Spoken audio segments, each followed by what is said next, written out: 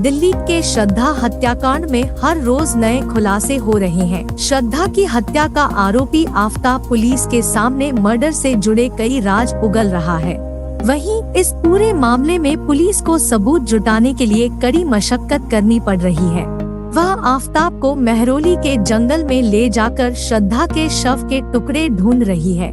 Police Chhatarpur area की CCTV भी mapping कर रही है, क्योंकि हत्या 6 महीने पहले हुई, इसलिए पुलिस 6 महीने का रिकॉर्ड खंगालने की कोशिश कर रही है। हालांकि ज्यादातर जगह 15 दिन की ही सीसीटीवी रिकॉर्डिंग होती है। ऐसे में 6 महीने पुराना रिकॉर्ड निकालना बेहद मुश्किल है। कुछ कैमरों में आफताब अपने घर की ओर जाते दिख रहा है।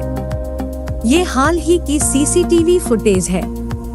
इन फुटेज के आधार पर पुलिस ये जानने की कोशिश कर रही है कि इन दिनों वो किनसे मिल रहा था। आफताब ने आखिरी गुरुग्राम के एक कॉल सेंटर में की थी, जहां 6-7 दिन एब्सेंट रहने के चलते इसे टर्मिनेट किया गया था।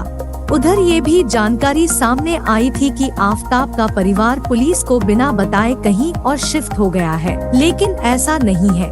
वह दिल्ली पुलिस के संपर्क में है। श्रद्धा के पिता का डीएनए सैंपल ले लिया गया है, जिससे आगे बॉडी पार्ट और ब्लड सैंपल मैच किया जा सके। पुलिस ने जंगल से करीब 10 से 13 हड्डियां बरामद की है। उन्हें फोरेंसिक लैब में भेजा गया है, जिससे पता लगेगा कि वो श्रद्धा की हड्डियां हैं या किसी जानवर की। आफताब ने पूछताछ में बताया है कि उसका श्रद्धा से कई बार झगड़ा हुआ और उसने गुस्से में आकर ही श्रद्धा का कत्ल कर दिया। आफताब और श्रद्धा का 3 साल से झगड़ा चल रहा था। कई बार वो ब्रेकअप करने का प्लान कर चुके थे।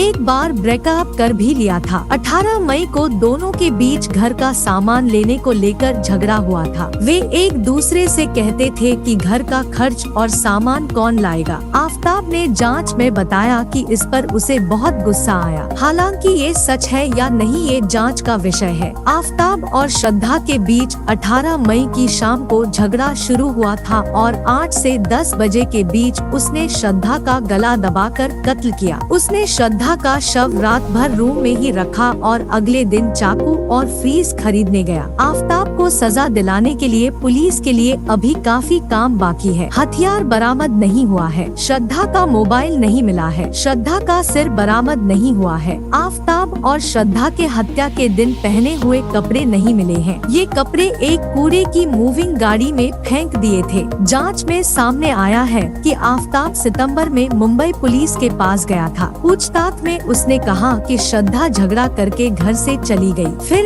एक बार अपना सामान लेने वापस आई और चली गई। पर मुंबई पुलिस को शक हुआ, जिसके आधार पर उन्होंने डीसीपी साउथ से संपर्क कर महरौली थाने में केस ट्रांसफर कराया।